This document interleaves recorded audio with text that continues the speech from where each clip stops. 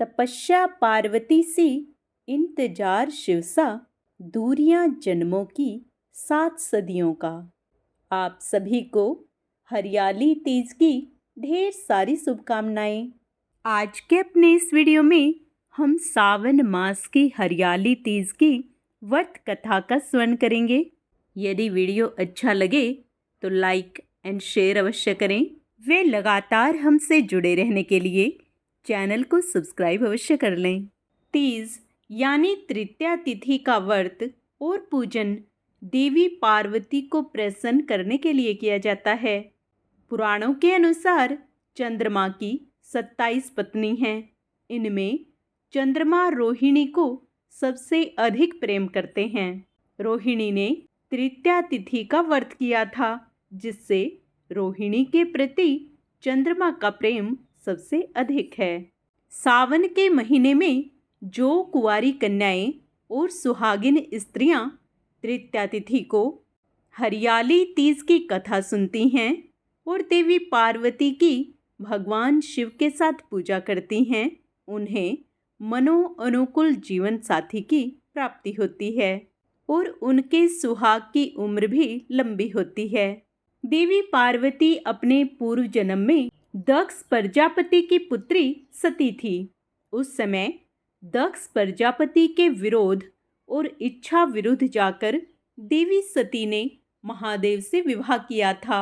दक्ष प्रजापति भगवान विष्णु से देवी सती का विवाह करवाना चाहते थे, लेकिन देवी सती भगवान शिव को अपना पति मान चुकी थी। अंत में पुत्री की खातिर दक्ष प्रजापति को भगवान शिव के साथ सती का विवाह करवाना पड़ा, लेकिन दक्ष प्रजापति फिर भी शिवद्रोही बने रहे। एक समय दक्ष प्रजापति ने भव्य यज्ञ का आयोजन किया, जिसमें सभी देवी देवताओं, नाग, किन्नर, गंधर्व, ऋषियों को आमंत्रित किया। त्रिलोक में दक्ष प्रजापति के यज्ञ की चर्चा होने लगी। बात देवी सती के कानों में भी आई और वह दुखी हुई कि उनके पिता ने महादेव और उन्हें यज्ञ में शामिल होने के लिए आमंत्रित नहीं किया। इस बात से देवी सती को बहुत दुख हुआ और फिर भी बिना बुलाए पिता के यज्ञ में जाने की जिद करने लगी। महादेव ने देवी सती से कहा, हे देवी, बिना बुलाए पिता के घर जाने से भी मान सम्मान की हानि होती है, इसलिए मेरी बात मानो और तुम मत जाओ। लेकिन देवी सती अपनी जिद में शिव की बात को मानने को तैयार न हुई और शिव से कहने लगी कि आप भले ना जाएं, लेकिन मैं अपने पिता के यज्ञ में जरूर जाऊंगी। और वह शिव की आज्ञा बिना ही मायके चली आई। दक्ष प्रजापति ने जब देवी सती को बिना बुलाए आया हुआ देखा तो देवी सती और महादेव का बड़ा अपमान किया। उस समय देवी सती को महादेव की बातों का स्मरण हो आया और अपनी भूल पर वह प्रायश्चित करने लगी। सती ने कहा, महादेव के मना करने पर भी मैं यहाँ आई और मेरे कारण मेरे पति का अपमान हुआ है, अतः अब किस मुंह को लेकर शिव के समक्ष जाऊंगी। दुखी और क्रोधित हुई सती उसी समय पिता के यज्ञ कुंड में शिव का ध्यान करते हुए कूद गई और सती हो गई। देवी सती के अग्नि कुंड में देह त्याग की सूचना मिलते ही भगवान शिव ने अत्यंत क्रोधित होकर वीरभद्र को प्रकट किया, जिसने दक्ष प्रजापति के यज्ञ को नष्ट कर दिया। इसके बाद शिवजी घोर साधना में लीन हो गए। इधर देवी सती को भगवान शिव की आज्ञा का उल्लंघन करने का दंड भी मिला और उनके कई जन्म होते रहे। इस तरह देवी सती के 108 जन्म हुए। 107 जन्मों तक वह भगवान शिव को पुनः पति रूप में पाने के लिए तपस्या करती रही। 108वें जन्म में देवी सती का हिमालय की पुत्री पार्वती के रूप में जन्म हुआ। इस जन्म में देवी पार्वती ने भगवान शिव को पति रूप में पाने के लिए मृत्तिका से शिवलिंग का निर्माण करके भक्ति भाव से शिव जी की पूजा की और तपस्या में लीन हो गई। देवी पार्वती की तपस्या से अंत में प्रसन्न होकर हरियाली तीज पर भगवान शिव प्रकट हुए। वह दिन सावन मास की तृतीया तिथि का दिन था और भगवान शिव ने देवी पार्वती को वरदान दिया कि तुम मेरी अर्धांगिनी बनोगी। उसी समय से इस दिन को हरियाली तीज के रूप में मनाया जाने लगा। हरियाली तीज के दिन देवी पार्वती को भगवान शिव से मनो अनुकूल वर प्राप्ति का वरदान मिला।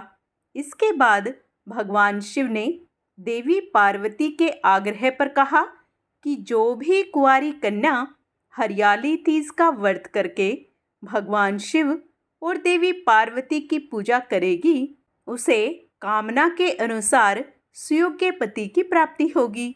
और जो सुहागिन महिला हरियाली तीज का व्रत करेगी, उनका वैवाहिक जीवन प्रेम और सुख से भरा रहेगा।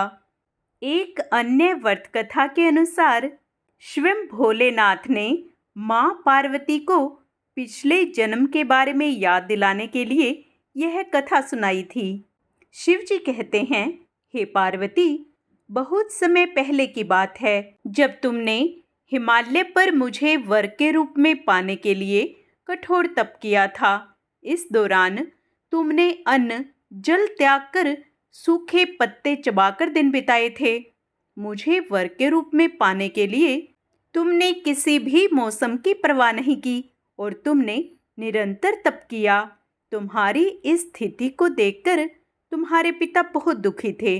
ऐसी स्थिति में नारद जी तुम्हारे घर पधारे। जब तुम्हारे पिता ने नारद जी से उनके आगमन का कारण पूछा तो नारद जी बोले, हे गिरिराज, मैं भगवान विष्णु के भेजने पर यहाँ आया हूँ। आपकी कन्या की घोर तपस्या से प्रसन्न होकर वह उससे विवाह करना चाहते हैं।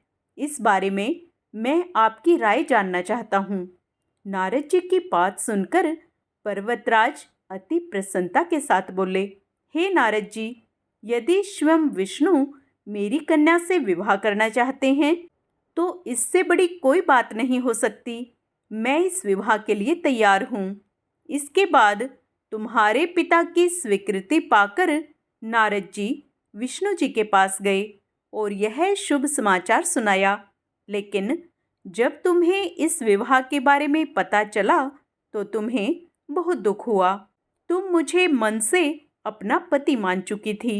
तुमने अपने व्याकुल मन की बात अपनी सहेली को बताई। तुम्हारी सहेली ने सुझाव दिया कि वह तुम्हें एक घनघोर वन में ले जाकर कहीं छुपा देगी और वहां रहकर तुम शिवजी को प्राप्त करने की साधना करना। इसके बाद तुम्हारे पिता तुम्हें घर में ना पाकर बड़े चिंतित और दुखी हुए। वह सोचने लगे कि यदि विष्णु जी बारात लेकर आ गए और तुम घर पर ना मिली तो क्या होगा। उन्होंने तुम्हारी खोज में धरती पाताल एक करवा दिए, लेकिन तुम नहीं मिली।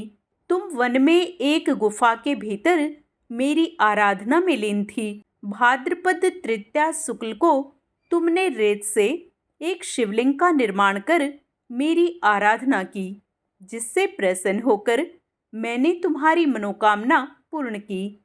इसके बाद तुमने अपने पिता से कहा कि पिताजी, मैंने अपने जीवन का लंबा समय भगवान शिव की तपस्या में बिताया है और भगवान शिव ने मेरी तपस्या से प्रसन्न होकर मुझे स्वीकार भी कर लिया है। अब मैं आपके साथ एक ही शर्त पर चलूंगी कि आप मेरा विवाह भगवान शिव के साथ ही करेंगे।